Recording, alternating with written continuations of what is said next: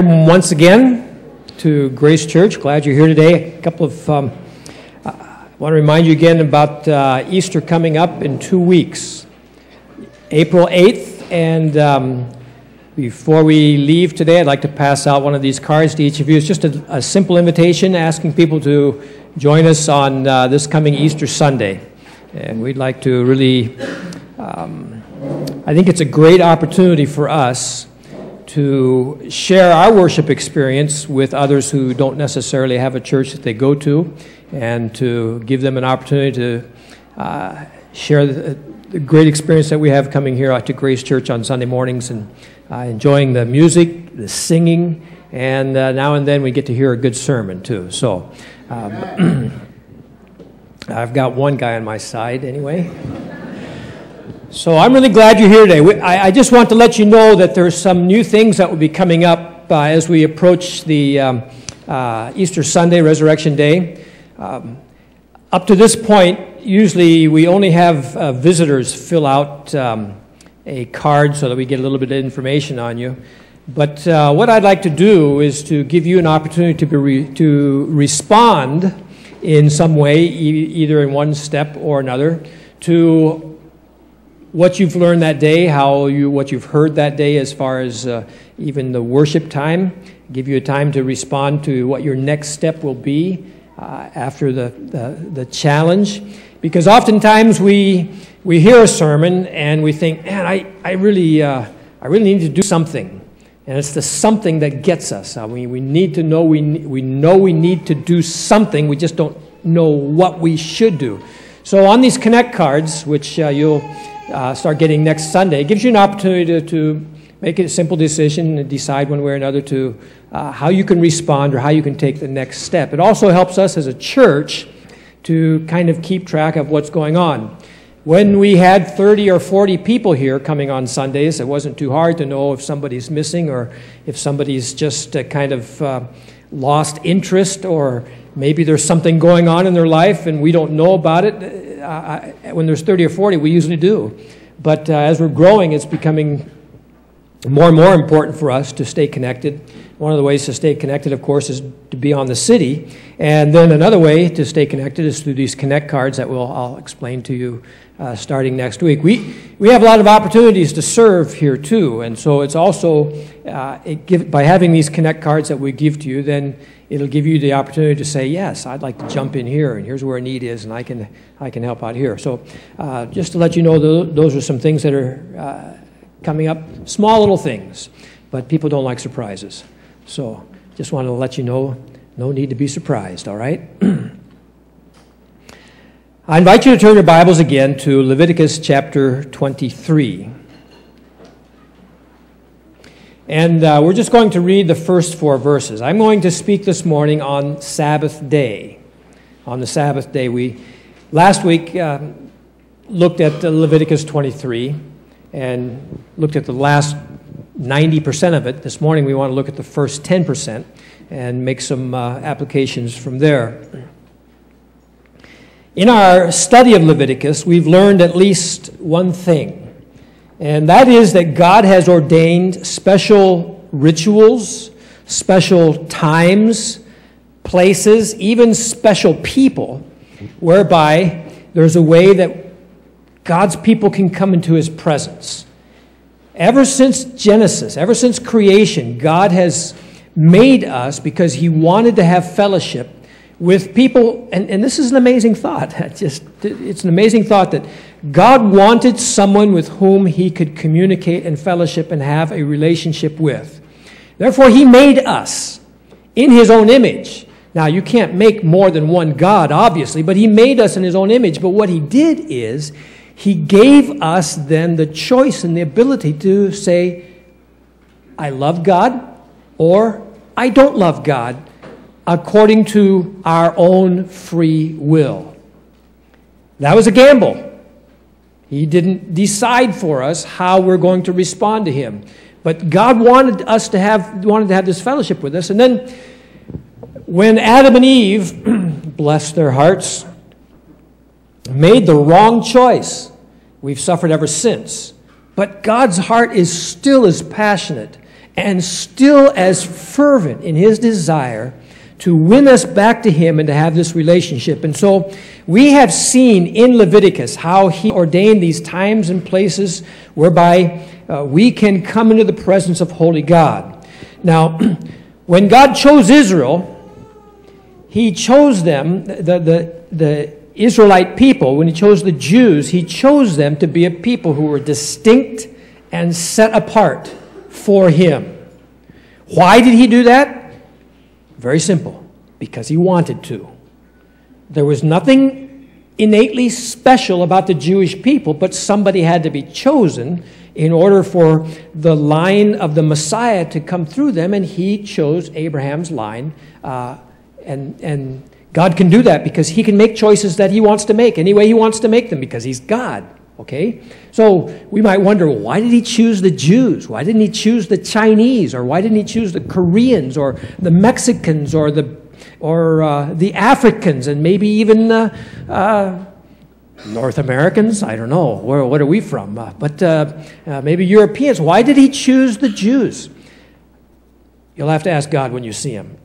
But that would be a good reason to want to see him, so you could ask him to see. So after he chose these people, then he told them that he was going to give them a promised land where they were going to grow as a people and become a nation, and that promised land we know to be where Israel is located today. And he also designated a place. That place we saw in the last part of the book of Exodus. It was a temple or a tent that was built in the wilderness by very careful standards, very specific. Then later on, as they settled in the promised land, they built a temple there, a marvelous, magnificent temple that had been wrecked on several occasions, and it's still within the breast of every Orthodox Jew to want to rebuild that temple, that place, that focus of their worship. At the same time, God also appointed special and unique times and occasions for his people to remember and worship him, like 9 a.m. on Sunday morning. Do I hear a rousing amen? Huh? So, who wants... Anyway, But that's what we looked at last week, was the times and the seasons of these special occasions. These were times and places were given by God. Why? It was for the benefit of his people. God wasn't just being arbitrary and say, I'm God, so I want to be worshipped, and here's how you're going to do it. No, God was always, in everything he's done, and we need to remember this, that God is always, and in everything he does, concerned for the livelihood and the good of the people that he created and whom he loves. It's a good thing to wake up in the morning, and maybe you didn't have a very good night the night before. Maybe you have tons of stuff that's ahead of you in the day, and you're not looking for it at all, but just through those bleary eyes, remember, man, God loves me. It's a good way to start a day, regardless of what might come in that day. So, one of these times that we've seen, and we'll read now from Leviticus chapter 23, is the establishing of the Sabbath day. It's always been a question amongst Christians, what do we do with the Sabbath day? So I'd like to look at that today and just see how we ought to respond. Leviticus chapter 23, beginning with verse 1, the Bible says, "The Lord spoke to Moses, saying, Speak to the people of Israel and say to them, These are the appointed feasts of the Lord that you shall proclaim as a holy convocation. They are my appointed feasts. 6 days shall work be done. But on the seventh day is a Sabbath of solemn rest, a holy convocation. You shall do no work. It is a Sabbath to the Lord in all your dwelling places." Verse 4 says, "These are the appointed feasts of the Lord, the holy convocations, which you shall proclaim at the time appointed for them." So, in addition to these appointed feasts, there is this Sabbath day. It's still practiced by Jews. But as far as Christians are concerned, we've pretty much lost it as a Christian discipline. If I were to take a poll today of those of you who intentionally intentionally practice a Sabbath rest, I'm fairly confident that we're right around 99% of the people would say, you know, I don't really naturally do that. And I will be the first to raise my hand, okay? Just put me in the majority there. And so it's really, I've really been thinking about that, because if it's important that we should really be practicing this excuse me. If it's important that we should be practicing a Sabbath rest, and we're not, let me ask you a question. How can we ask God or expect God to bless us, to pour out His blessings on us when we are blatantly in disobedience to what He expects of us? So I think it's an important issue. And it's also an important issue because we are in the new covenant. We're not in the old covenant. Now, this is an issue that's been going back and forth with us for the last, we're on last 19 Sundays or so that we've been studying Leviticus, because there's always this in my mind, what's my relationship to the law anyway? And what am I supposed to do with all these rules anyway? And so, please bear with me. Here's what's going to happen. We're going to April 22nd, the last Sunday, next to the last Sunday of April, we'll finish this series. And on that Sunday, it's my goal to preach a sermon on the relationship of law and grace. Later on this year, in the fall probably, we're going to do a study on the book of Galatians, because it's in the book of Galatians where Paul just becomes unstuck. He gets just very angry with those who want to go back then to the old ways, which would be the ways of the Old Testament. And we need to look at that carefully, because sometimes we write off the whole thing and we say, well, I have no responsibility to the law. I live under grace. Wait till April 22nd, okay, before we step that far. Because, again, in my conversations with people that we've been having about this whole series of the book of Leviticus, because most of us have never ever looked at the book of Leviticus, is, okay, so now that I know all these rules, what do I do with them? Good question. So, I think, though, that one of the problems why we don't practice the Sabbath rest is because being under grace, we are so afraid of any rule that might smack of legalism. Legalism is a dirty, nasty word in the age of grace. And we don't want to have any association at all with it. So we just go running to the other side of the spectrum, and we're free to do whatever we want to, because we are not bound by the rules of the Old Testament.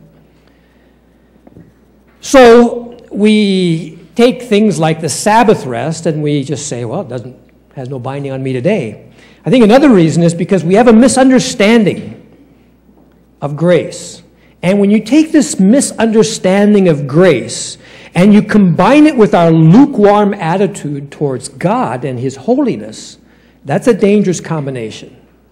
It's too easy for us to cover ourselves with this idea of grace that may not be completely what we think it is. We too easily tend to link grace and licentiousness or freedom to do whatever we want to.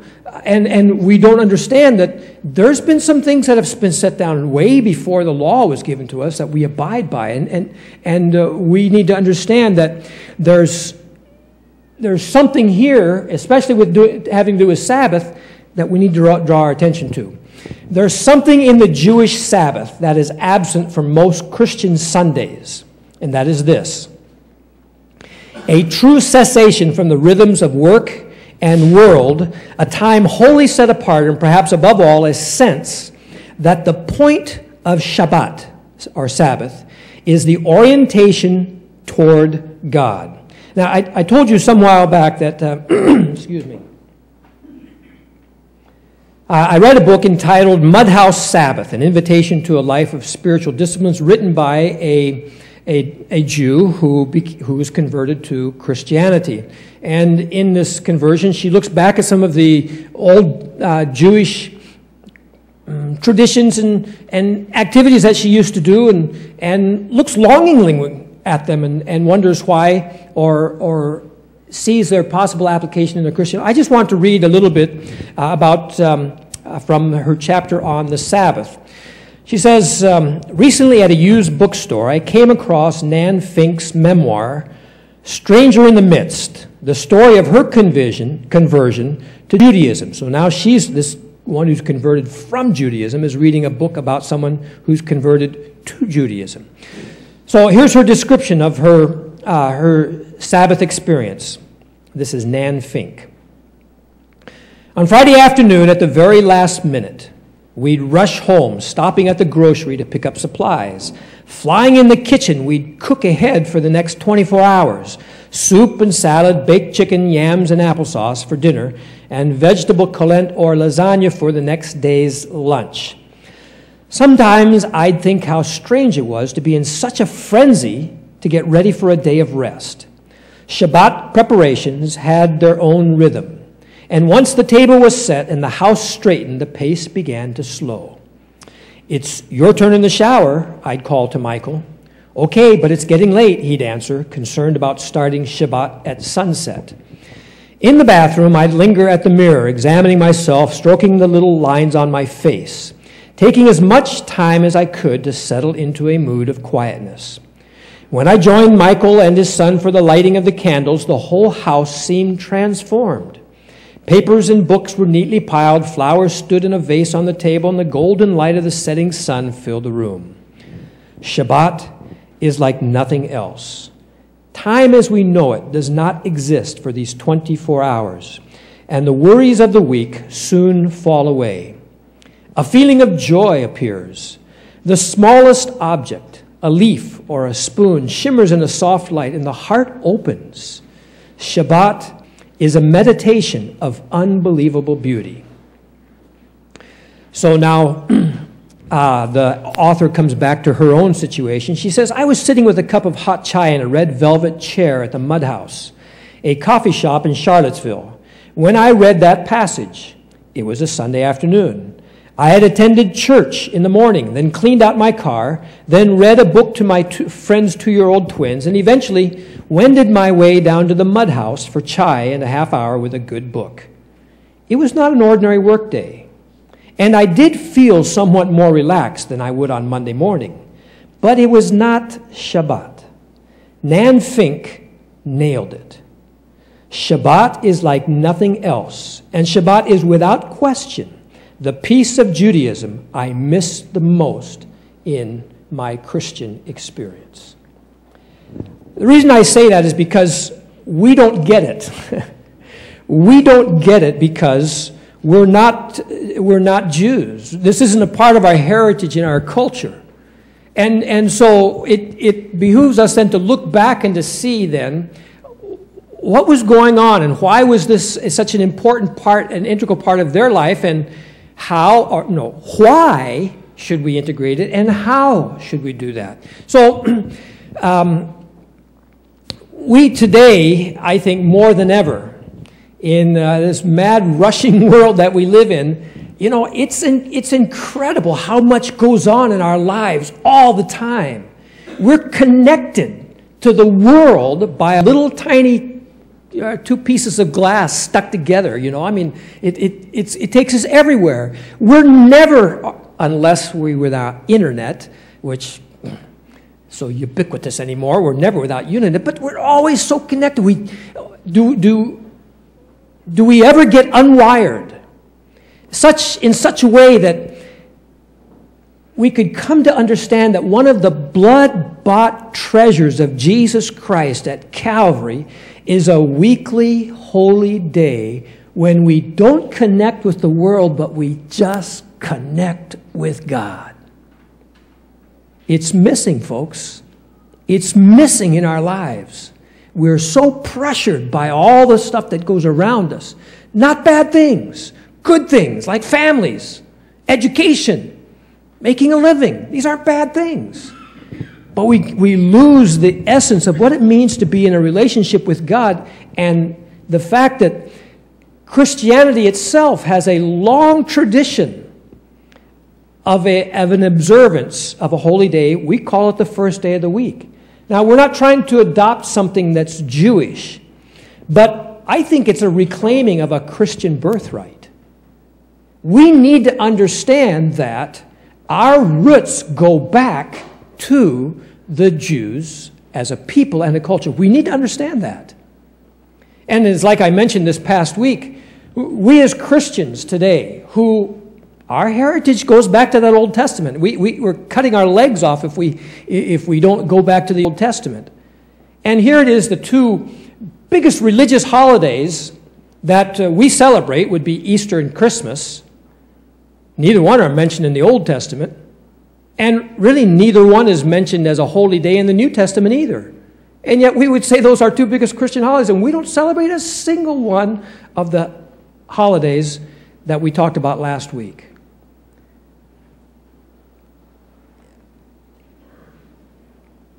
Why not? Now, again, there's this idea, well, we don't live in the Old Testament. You're right.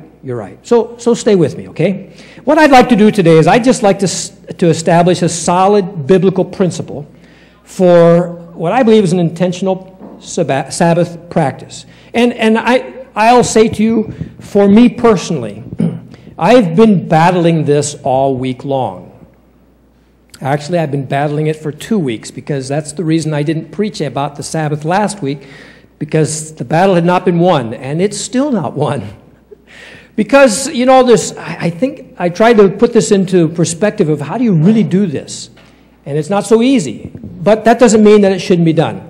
So what I'd like for us is to look at the biblical principles for the Sabbath day and why it's important for us as Christian believers today. And I want to go back all the way back to creation, because in the creation account, we see that the Sabbath is clearly grounded in the creation narrative. And there's something about this that's important to us. You know, we have these discussions about whether or not the creation took place in 7 days or not, whether those 7 days are really 7 days, or whether they may be representative of 7 ages, or maybe it's just an outline form that God used to tell the story over and over again by using these days. The more I read it and look into it, I'm thinking, you know, it's got to be 24 days, folks, because it's inconsistent to suddenly it's inconsistent to say that in Genesis 1 and 2, these days, morning and evening, are really talking about ages, but when you have the same description, morning and evening, and the same description of 7 days and the seventh day, a few chapters later, we want to say, no, those are real days, but no, in Genesis, the beginning of Genesis, they aren't. So consistency to me demands that we understand that these be 7 days. I don't know why we have a problem with 7-day creation. I think God could have created the world in 7 nanoseconds if he wanted to. But he was, and the question is then, why the Sabbath day? The reason is simply because God is giving us a rhythm that we should follow. Notice this about, in fact, there's a lot of scripture. We'll try and turn to a lot of them if we can. If not, you can write them down on the back of your bulletin there, where we give you a place to write notes, and check them out some other time. We have a new presentation system that we're kind of learning some of the ins and outs of. So Genesis chapter 2, and looking at the first 3 verses. This is after the creation process now, on the 7th day, okay? Thus the heavens and the earth were finished, and all the host of them. And on the 7th day God finished his work that he had done. And he rested on the 7th day from all his work that he had done.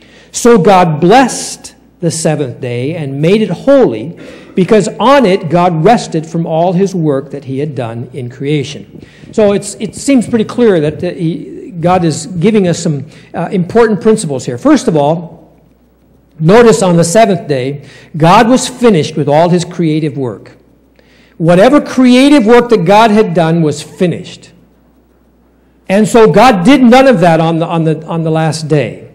Notice also, not only that he didn't do any work, he rested. God rested. Now wait a minute. God rested? Since when does God need a rest? The fact is, God doesn't really need a rest. But here's what we need to understand. It's not about God's needs. It's about what God is doing to teach us about our needs. And God knows that for those whom He has created, there is the necessity of work. Work is important. Work is expected.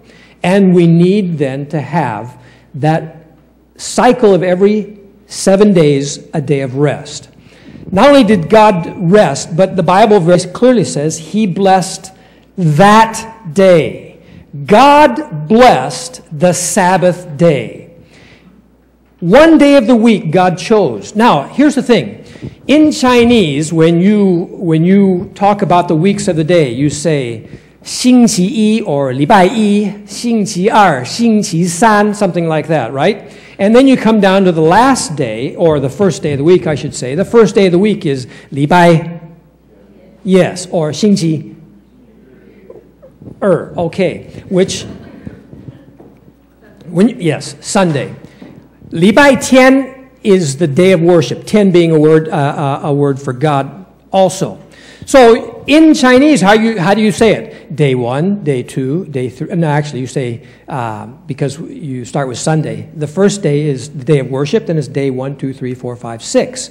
The Jews do it like this. They start out with Sunday as being day 1. And that's how they name their days. Day 1, day 2, day 3, day 4, day 5, day 6, rest day. No day 7, rest day. The only day that's given a name in the Bible is Sabbath day, day 7. Now,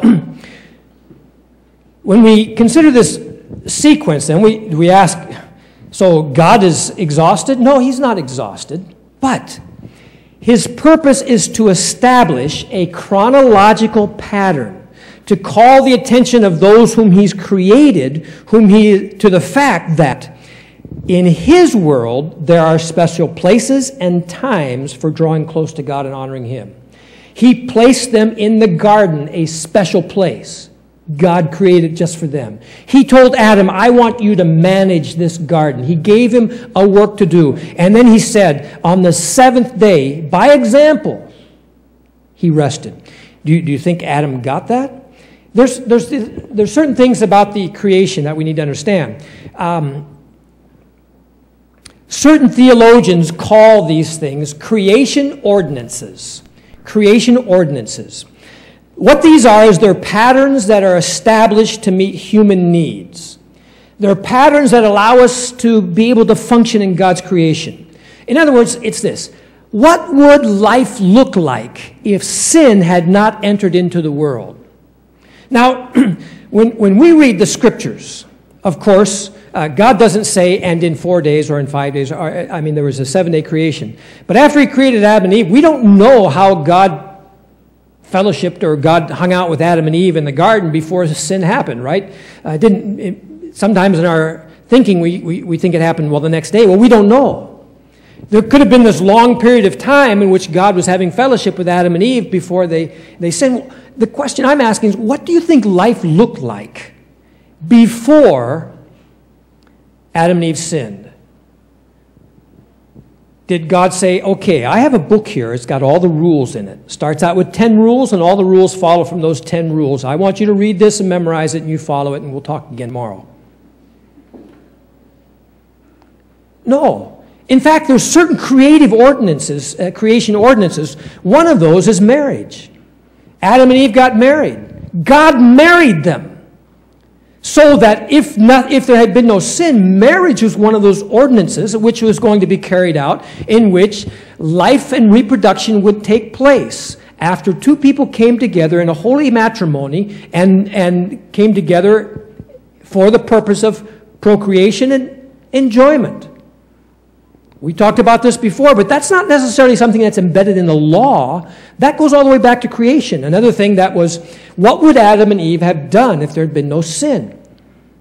They're going to do the same thing that you're going to do tomorrow. They're going to go to work. Work was ordained by God. God said you're to work for 6 days and then have rest. There's no rest until you work. It's a creative ordinance that was put down. Adam was given a job to do, and he was told how he was going to do it. And so work and labor was part of this. And what did God say to them? He said, be fruitful and multiply. Fill the earth and subdue it. Have dominion over the fish in the sea and over the birds of the heavens and over every living thing that moves on the earth. Adam was given the responsibility to administer God's creation.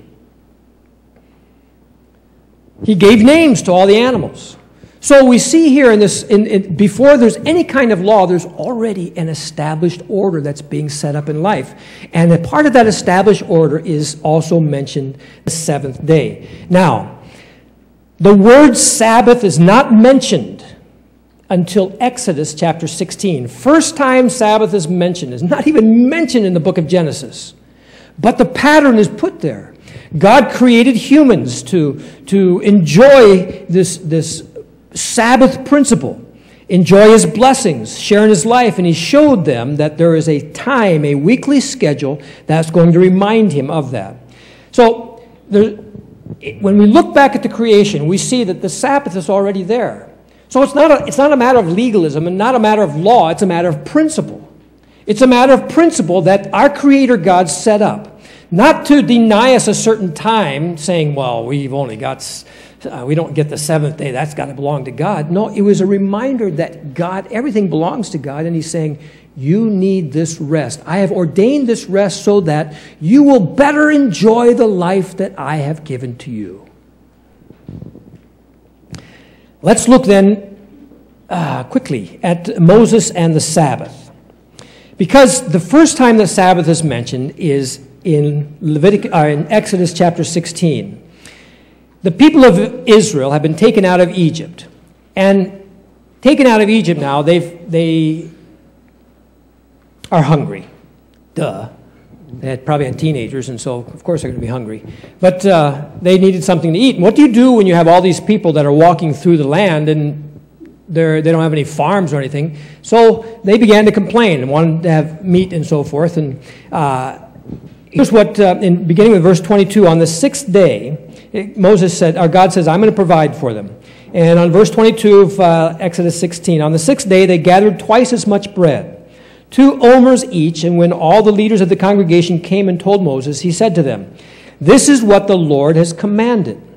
Tomorrow is a day of solemn rest, a holy Sabbath to the Lord. Bake what you will bake and boil what you will boil, and all that is left over lay aside to be kept till the morning. So they laid it aside till the morning, as Moses commanded them. And it didn't stink, and there were no worms in it. Moses said, eat it today, for today is a Sabbath to the Lord. Today you will not find it in the field. 6 days you shall gather it, but on the seventh day, which is a Sabbath, there will be none. So on the seventh day, some people went out to gather, and they didn't find any. And Moses said, nah, I told you. Actually, what happened was some people, when they saw the manna, they began collecting as much as they could, and they were going to keep it to the next day. But there's no refrigerators, so they came back in the next day, and it was rotten, and there were actually worms in it. So God said, you collect it every day, what you need for that day. And on the sixth day, you collect double. It'll take care of the Sabbath day. Where did they get this? There's no teaching or law about the Sabbath yet. The law is not given until a few chapters later in Exodus chapter 20, we'll look. So where does Moses just kind of say to them, this is the Sabbath day? Well, because the word Sabbath literally means rest. Rest day had been already incorporated in the creation cycle. It's my belief that Adam and Eve also continued on in this 7-day cycle. It's my belief that it was their worship day also. I believe that on down through the ages then, there was always this 7-day cycle to today when we still have 7-day weeks. We were talking about calendars last week. I looked up and there's been some cultures who have had 9-day weeks, and some who are trying to, kind of like the metric system, wanted to go to a 10-day week so that everything is in multiples of 10.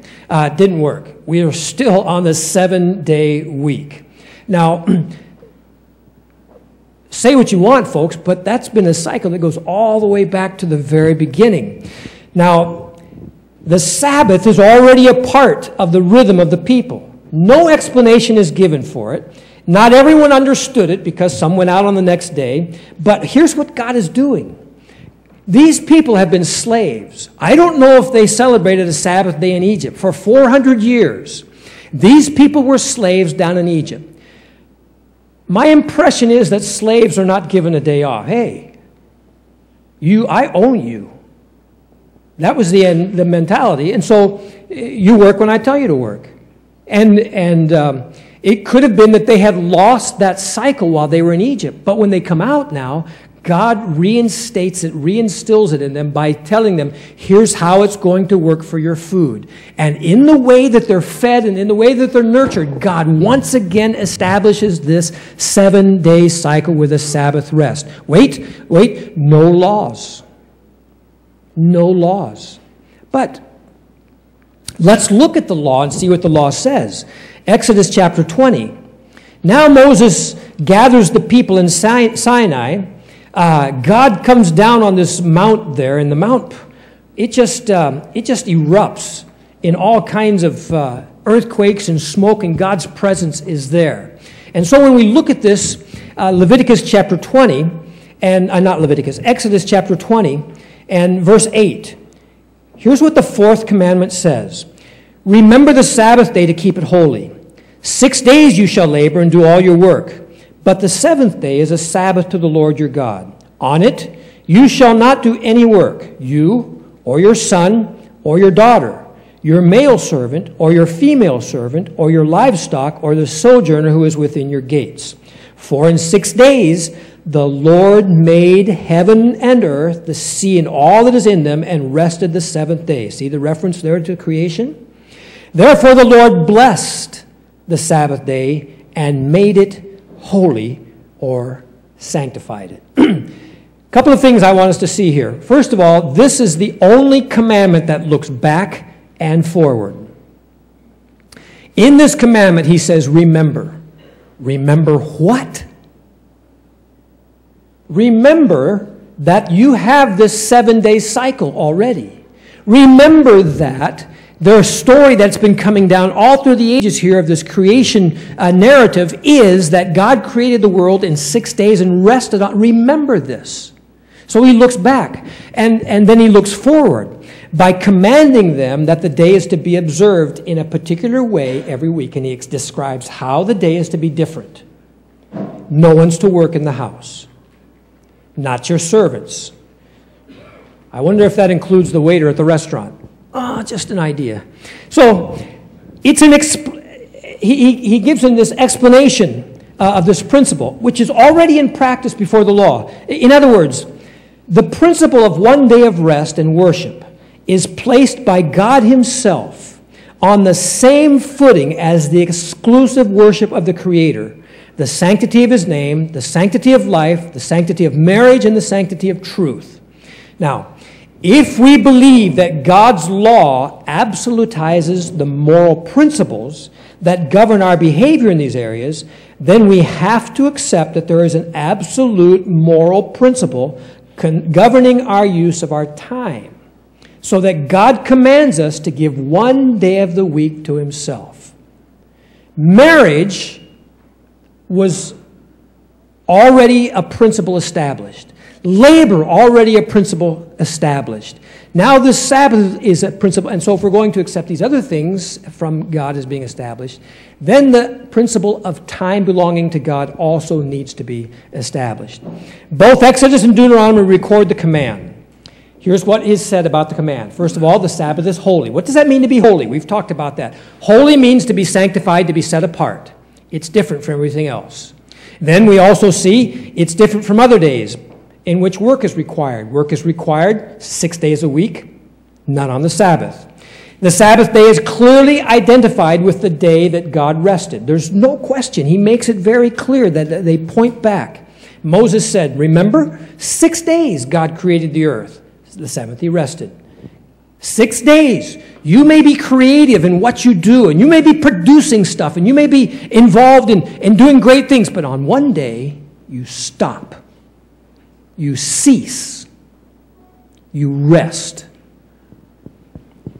The Sabbath day is particularly and uniquely blessed by God as no other day in the week is. So, now it's put into law. But I want to go to the end of Exodus here and to see how important it is in God's eyes. You remember when Noah was saved from God's judgment on an ungodly world. God put him in an ark, didn't he? And saved him. Then, after the ark rests and all the waters have gone down, what does God do to say, I'll never do this again? The rainbow. And here's what God says about the rainbow. I establish my covenant with you that never again shall all flesh be cut off by the waters of the flood. Never again shall there be a flood to destroy the earth. And God said, this is the sign of the covenant that I make between me and you and every living creature that is with you for all future generations. I have set my bow in the cloud, and it shall be a sign of the covenant between me and the earth. Do you still see rainbows today? It's not what you think it is. Rainbows are covenants. It's a sign of God's covenant that there will never be a flood of water to destroy all of the earth again. Now, God makes a covenant with Abraham. God's covenant with Abraham is demonstrated by a specific command. That specific command is that they be circumcised. And God said to Abraham, as for you, you shall keep my covenant, you and your offspring after you throughout their generations. This is my covenant which you shall keep between me and you and your offspring after you. Every male among you shall be circumcised. Both he who is born in your house and who is bought with your money shall surely be circumcised. So shall my covenant be in your flesh, an everlasting covenant. Any uncircumcised male who is not circumcised in the flesh of his foreskin shall be cut off from his people. He has broken my covenant. Another sign. Now, in Exodus chapter 31, go to Exodus chapter 31, and let's read from verse 12 to 17.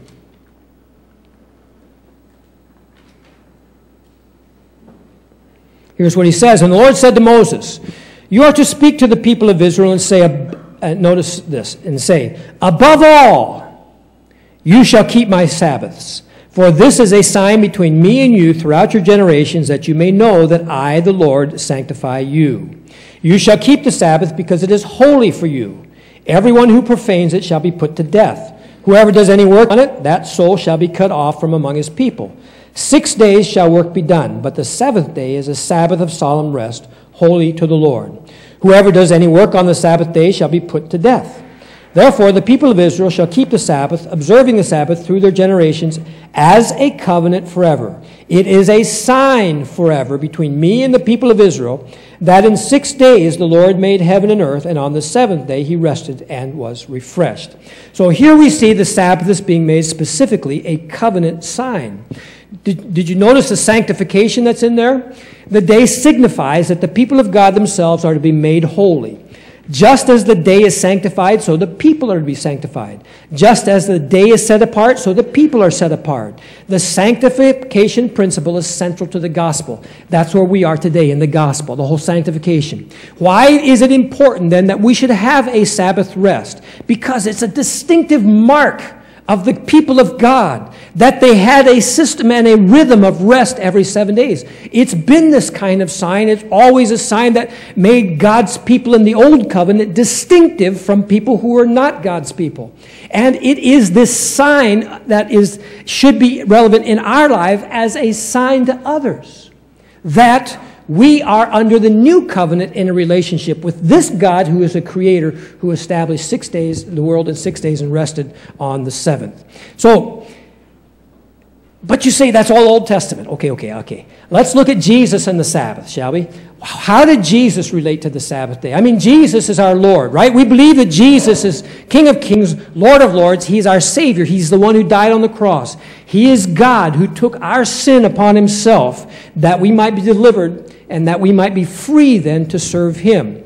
We're told about Jesus that it was his custom, it was his habit to attend the synagogue.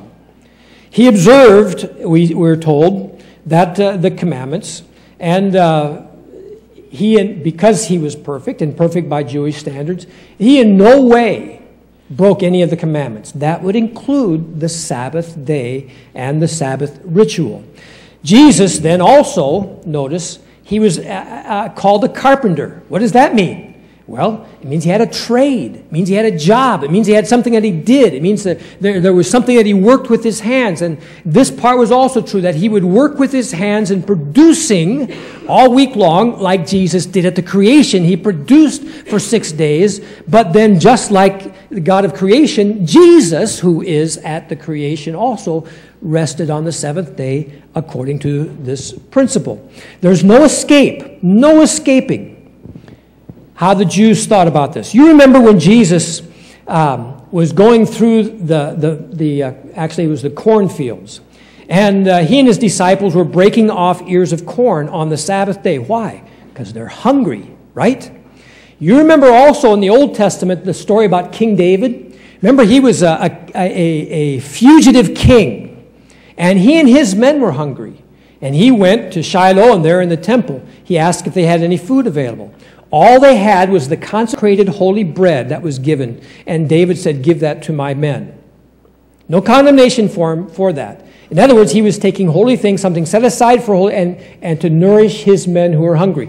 Jesus, on the Sabbath day, is walking through the fields. And this is very common, that in walking through a field, it wasn't considered to be stealing if you took what was needed by you to nourish yourself. And so they were picking ears of corn and eating it. But the Pharisees said, "You're working on the Sabbath," because the Pharisees believed they added 1,500 rules they added to how you live the Sabbath. One of those was, if you pick a fruit or you pick a vegetable, you're harvesting, you're working, you're wrong. So Jesus, God, is picking fruit on the Sabbath, picking corn on the Sabbath. And you know what he does? He tells the story about David when he sent his men in to be nourished. There's a very important principle here, because, first of all, he is claiming, he told them that I'm the Lord of the Sabbath, and the Sabbath was made for men, made for men, not for rules. So if Jesus is Lord of our Sabbath, he's Lord, therefore, of our Sabbath. When he told the Jews that he was the Lord of the Sabbath, they understood exactly what he meant. He was comparing himself to God, because the Sabbath day is God's day. And when he says, "I'm the Lord of God's day," in the Jewish eyes, that carpenter from Nazareth was saying, "I'm God. I'm Messiah." They didn't like that at all. We see, though, that from that, as Lord of the Sabbath, there's two things. One, he's our Lord, therefore our rest day should be God's day. And secondly, the obvious object of our Sabbath worship is Jesus. In the beginning, or not in the beginning, in the Gospels, the disciples unashamedly worshiped Jesus without any embarrassment. In fact is, they devoted a whole day to worshiping Jesus. And at the beginning, it was the Sabbath, but then it became the first day of the week after the resurrection. It's interesting that after the resurrection, you hear no more of a Sabbath or sixth-day worship, or seventh-day worship. It became first-day worship after the resurrection. Jesus' example shows that he understands the Sabbath principle that God's given to us. One, it's to provide rest. One, it's to provide us rest physically, emotionally, and spiritually. Another principle we see is the necessary things of feeding ourselves are things that can be done on the Sabbath, because the Sabbath is about our life and all that comes with life. The fourth commandment also legitimizes the work that we do. So there's no question then, even in the New Testament, in the New Covenant. Here's the difference, though. You notice that in the Old Testament, if you go and clean your car out today, or if you go do your laundry today, you can be killed. Capital punishment because you didn't keep the Sabbath. Remember the story about the guy who went to pick up sticks to make a fire so he could cook his food on the Sabbath day? Killed. Pretty severe. Listen, what's the difference today? The difference is this. We don't have any more license to work on the Sabbath day. It's just that Jesus paid the penalty. If we do work on the Sabbath day, it's not like God just winks at it and goes, it's okay. No. Jesus paid that penalty. He took our death. He paid our sins' penalty on the cross. That's the difference. We don't have to live in fear of suddenly being struck down because we didn't keep the Sabbath. The fact is, the Sabbath is a principle. It's an example that demonstrates that at the heart of God, He's doing it for the good of man, what's best for humanity. It's not that He's trying to make life difficult for us. It's for our own good. And Jesus followed it. The disciples followed a Sabbath rest. It turned out to be Sunday, the first day of the week. And down through our Christian heritage, there's always been that emphasis on Sabbath rest, and somehow we've lost it. And it's not been a benefit or a help to our Christian well-being at all. Not at all. We are not a better people for having done away with the Sabbath. In fact, I think it's hurt because there's several other Sabbaths that we won't go into, but the fact is that God even ordained that the land should have a Sabbath rest. The Jews, as we know, they're very good at making money. They have a reputation for that. So they worked that land. They saw that they could make more profit if they worked 7 days a week. Zondervan, which is a Christian publisher, found out that they could make 20% more money a year if they opened stores on Sunday. Now, I don't know how they're doing. That's God's business. But God led His people to keep working the land on the Sabbath year, but then He sent them into captivity. And here's what God said when He sent them into captivity. Because you denied my Sabbath rest, I'm sending you off of the land. I'm chasing you off of the land until the land has its full Sabbath rest for over 70 years. They waited until they could go back to the land. I'm simply saying this, folks. Don't trifle with God. Yes, we do live in an age of grace. And yes, Jesus Christ is that lightning rod that takes the wrath of God. But our denying of the Sabbath rest doesn't go unnoticed. Jesus has paid the penalty for it. I suggest to you, it would be our benefit, our good, if we made a way to keep the Sabbath. Now, let me just close with this. It's interesting to note that the New Testament doesn't say one word about how you keep the Sabbath day. Not one. It tells us that it's God's day. It's a day that is to be without labor. We get these principles that come through us from the Old Testament. But it's a day that is designed for us to rest and to have rest physically, emotionally, and spiritually. Here's what I'm going to do. This is for me personally. And boy, it's hard. I've made a commitment to try and finish all my sermons and prep material and everything by Thursday night, Thursday midnight, so that on Friday we can just kind of collect up with what's, the residual stuff, so that Saturday can be my Sabbath day. Saturday can be my Sabbath day. Why? Because I'm telling you, I checked it out, how many calories I burn while I'm preaching. So this is not a rest day for me. I'm exhausted. And part of it's because I wait too long to do my sermon too. But here's the thing. I'm simply saying that I feel strongly convicted that in my own life there's a desperate need for a Sabbath rest. And I have to say, as pastor of a church, I find people who are emotionally drained, physically drained, and spiritually dry as bones. And I'm going to tell you, a few minutes on Sunday morning is not going to make a difference. A few minutes on Sunday morning isn't going to nourish your soul again. A few drops of precious rain may come and moisten your soul a bit, but if you're going to want to be renourished and refreshed, you need to develop a Sabbath rest and a Sabbath day. So I'm going to encourage you to do that. And I'm not going to tick it off and say, oh, you're really a good Christian because you do the Sabbath.